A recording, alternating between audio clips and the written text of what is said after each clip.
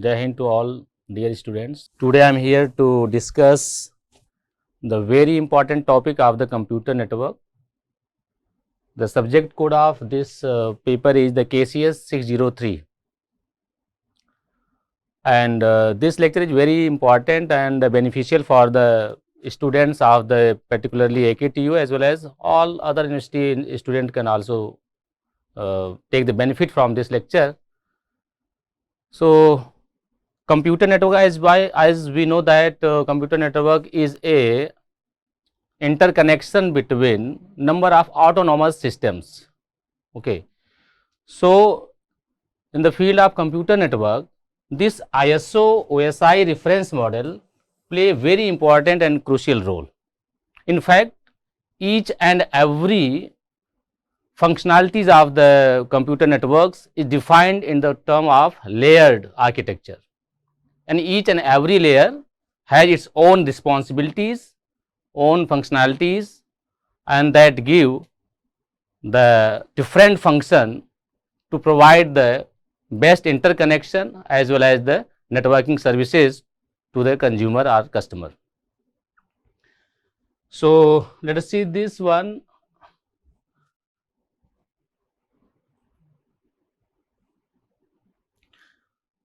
This OSI means Open System Interconnection.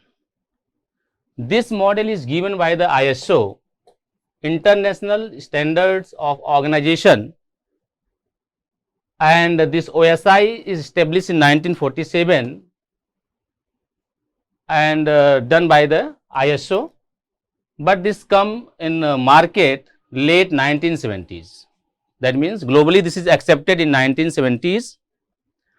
In this lecture, all the content is taken from the Frozen or Geeks for Geeks. This is the website geeksforgeeks.org. So, I have taken all the materials from this website itself as well as from the Frozen. Basically, in this OSI model, if we see, there are the 7 layers. Okay, means every functionalities and responsibilities of the computer network is defined in these 7 layers. Okay, each and every layer has its responsibility, its functionalities. So, if we see the end user, so here is the end user. Okay, end user. That means end user interact the computing services or the networking services through the application layer. Then there is the presentation layer. After presentation, the next layer is a session layer, then transport, network layer, then data link, and at the ground root there is a physical layer. Okay. We will see each and every layer in details. Physical layer is close to the communication medium. Okay. This is very close to the communication channel. That may be satellite, that may be wired communication, that may be twisted pair, that may be fiber optics. So, basically this physical layer is very close to this communication medium, and this application layer is close to the end user, consumer. That means, as consumer, if we want to take the service of the networking services, then certainly we have to interact with this application layer. So, application layer provides some interface, that provides some protocols through which we can interact the system. So, let us see each and every layer in details. First is the physical layer. Okay. Physical layer, as the name suggests, why this is known as the physical layer? Because at this layer data is physically represented in some form, like in electrical form or in digital form, and that signal is transmitted from the source side to destination side. Okay, yeah, from source network to destination network. This is why this layer is known as the physical layer. Okay, so here with this diagram we can see here. Okay, data is represented in the bit form. At this level, data is represented in the bit form, and this bit stream is further represented into some signal, into some voltage form, electrical form or some digital form, and that signal is basically transmitted, and that only can be transmitted, okay, from source to destination through the communication medium. And that communication medium may be wired communication or may be wireless like satellite communication, or that may be fiber optics, that may be twisted pairs. So, what are the functionalities of this layer? Actually, when we talk about the OSI layer, so what we have to study there? Actually, we have to study there what are the different functions, different responsibilities that is provided by this particular layer. Okay. So, let us see the functions of the physical layer. Okay. Physical layer is very close to the communication medium through which bit stream, data stream is transmitted to the communication medium. The bit synchronization, then bit rate control, physical topologies are decided at this level, at this layer, transmission mode. So, these are the some functions, major responsibilities of this physical layer. What is the meaning of bit synchronization? So, the physical layer provide the synchronization of the bit by providing a clock. This clock control both sender and receiver, thus providing synchronization at the bit level. What is the need of synchronization? If there is no synchronization, then what happens? Certainly, data is not under control, and that cannot be received or that cannot be delivered properly. Because if there is no synchronization, suppose the case sender has the high speed to send the particular data, receiver has the less speed, or it may be possible receiver is busy, okay, that cannot handle the data that are sent by the sender. And if there is no synchronization, then what happens? That data may be dropped at the receiver level because their buffer may be overflow. So, there is a need of synchronization. That means, suppose first 8 bit is sent, then that is received, then there may be some gap, that may be some gap, then next 8 bit is sent and that is received by this particular receiver. So, there is need of synchronization. This synchronization is also controlled by this physical layer. Then other work is bit rate control. The physical layer also define the transmission rate, the number of bit per second, the number of bits sent per second. This is known as the transmission rate. So, basically this is the property of this particular medium, channel, communication channel, and that is controlled by the physical layer, because physical layer is very close to that particular physical medium, this communication medium. So, what will be the transmission rate in bit per second, or you can say sometimes channel capacity also, channel speed also, that is controlled by this physical layer. Okay, that is also responsibility of the physical layer. Then physical topologies. As we know that in computer network, there is a number of ways by which we can interconnect different systems to form a computer network. What are that particular ways? That may be mesh topology, that is known as the topology, like this one. This is the example of mesh topology, in which it may be possible that each and every node are interconnected to each other, that form a mesh, that is the complete connection, that is the complete graph. That is known as mesh topology. Mesh topology. Okay. So, physical topology means the number of different topology, like mesh topology. Some may use star topology. What is the meaning of star? There is a central hub, suppose, okay, and number of systems are interconnected to this hub. So, this form a star like structure. This is known as star topology. This is the star topology. Star topology. Star topology. Okay. Similarly, there may be ring topology. Ring that form the ring, like all systems are interconnected through cable and form a logical ring, like this one. This is the logical ring. So this known as the ring topology. Ring topology. Okay.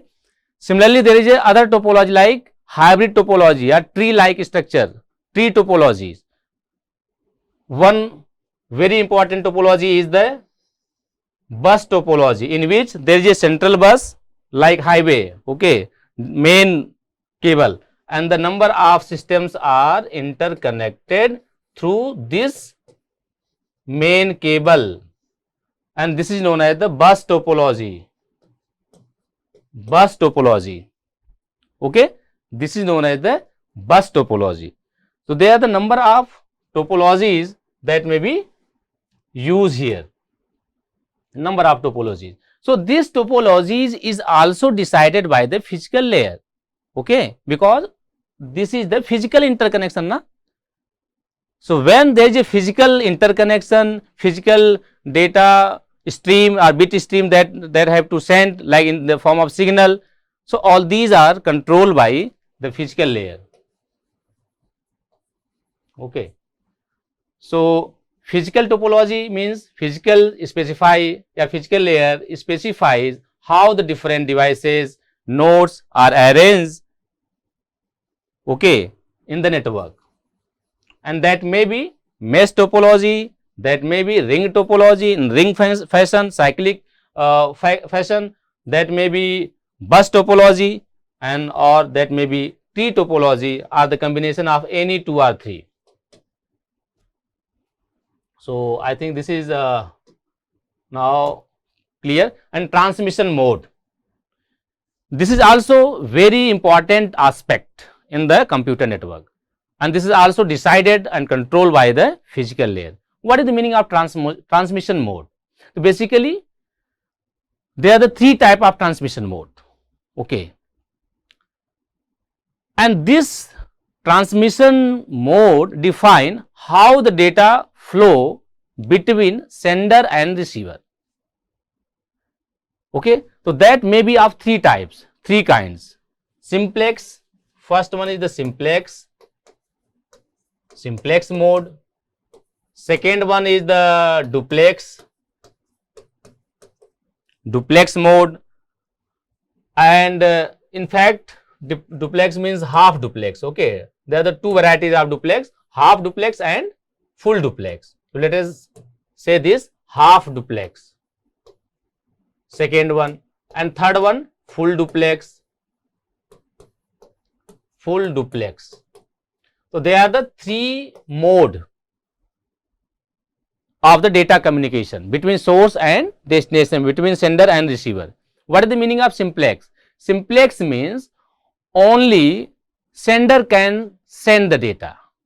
Okay, only sender can send the data. Receiver have no right to send. That is only designed to listen whatever sent by the sender. Example like radio broadcasting. Okay, when we listen the FM song or song from the radios broadcast, then we have no right, we cannot respond. Okay, we have to only receive the data. Simply television, when we take some some data or some news we are taking from this particular TV communication, that is also a form of simplex. Other form is the half duplex. So in simplex, only sender can send the data. Receiver is only designed to receive the data. But this is not the ideal case always. In real, receiver may also respond. How the sender come to know that that data is received by the receiver? And the receiver have to acknowledge, na? That means receiver also need to send some data back to the sender. And when we are going to establish the conference or we are going to establish the dialogue, then both parties should right to send the data as well as receive the data. For that, to to inculcate this issues, other mode is known as the half duplex, in which sender can also send the data, receiver can receive data. On the other hand, receiver can send the data and sender have to receive the data, and both party can communicate. But there is a restriction. What is the restriction? Both party can communicate, it is okay, but at one time only one party can send the data, other have to receive. That means when sender send the data, receiver cannot send the data at the same time simultaneously. That is only designed to receive at that time. Yes, next time after completion of this communication, receiver can send the data, can revert back, can send the acknowledgement, and sender have to receive that. The example of this is the like walkie-talkies. Walkie-talkies. Okay. So this is the example of half duplex. Then this you can see here, half duplex is also has restriction, because simultaneously both party cannot communicate or send the data. So other form is known as the full duplex. In full duplex, both party can send data, and the beauty of this is at the same time both party can send the data. That means I am speaking, other party can also speak. Like in real communication, when we are talking, it may be possible somebody can interrupt and that can also talk. So this is the full duplex. So this mode is also governed and decided by this physical layer. Okay. So let us come to the next layer, that is the data link layer, DLL. That is very important layer that lies on the physical layer, on the top of physical layer. Okay. One thing you have to remember, physical layer lie at the bottom. Physical layer lies at bottom and application lies on top. That means user is here and the physical medium is here, and all other layer lie between these two layers. Okay. So data link layer come after physical layer, and that lies on the physical layer. Data link layer. So data link, the main responsibilities of the data link layer is node to node delivery of the data or frames. Okay. Node to node means hop to hop delivery. What does it mean? It means, suppose there is a computer network and this is suppose router, this is also router, this is a other system. Suppose this is the sender, this is the receiver, sender sends some data. So this data come at this router, this is the R1, this is the R2 suppose. So this is known as node to node delivery, or sometime known as hop to hop delivery. Node to node delivery, delivery of data. First node, then second node. So this data link ensures that data is sent from the one node and received by the other node, and that is received correctly also. This is also responsibility of data link layer, that check the error, that detect the error, and that have the responsibilities and ability to correct the error also by using some different technique like hemming code. Okay. So this is known as the node to node delivery, and this responsibility is taken by the data link layer. The functions, major functions of this layer: framing, then physical addressing, error control, flow control, access control. Data link play very important role in the computer network. Okay. That guarantees that the data or a frame is received by one node and sent by the other node, and that is received correctly. Okay, as well as if there is, suppose this node router is busy, okay, as send the data, router R1 is busy to take the data. Okay, so this is the responsibility of DLL, data link layer, to control this flow. This is known as the flow control, means data is sent at higher speed of by the one node, and receiver is not able to, not able to match that speed to receive the data. Then certainly there may be some mechanism, there should be some protocols, so that this flow can be controlled, so that data cannot be dropped. Otherwise, if there is no flow control, now what happen? Sender send continuously the data, and R1 is very busy, does not deal the data, that cannot receive the data. Then what happen? The packets will be dropped. जितने भी packet आएंगे सब drop होंगे, receive नहीं हो पाएंगे, that cannot be delivered to this node. So these issues are taken care by the data link layer. So what is the framing? Framing is the responsibility of this particular DLL, in which there is a number of bit stream. Now these bit streams are broken, or that is grouped into some different block, that is known as the frame. So data at this data link layer is known as the frame. So this framing is the process of to build the frame.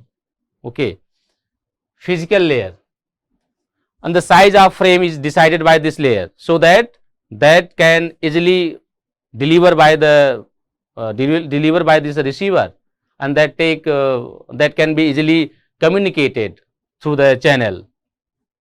All these issues are taken care by this one. Physical addressing. After creating frame, data link layer add physical addresses, that is known as the MAC address, medium access control, of the sender and receiver in the header of each frame. Okay, so basically when we see here, each and every layer add some additional control information to the data, and this control information is known as header. Like suppose this data payload is coming from the upper layer, upper means from application, then presentation, then session, then transport, then network, then data link, then finally come to the physical layer. So when the data is coming from the application, basically that is generated by the user by using the application layer. When that travel from top to bottom, so each and every layer add its own control message, that is known as the header. So each and every layer has its header. Why this is the need of the header? Because each and every layer has some responsibility, some functions. So that function are defined, or that is defined by this header information, or that is verified by the header information. So when physical addressing means this packet, when this frame, suppose this is the frame, this frame transmitted from the S and come to the R1. These are the two nodes now. One is the system and other is the router. Both are node basically.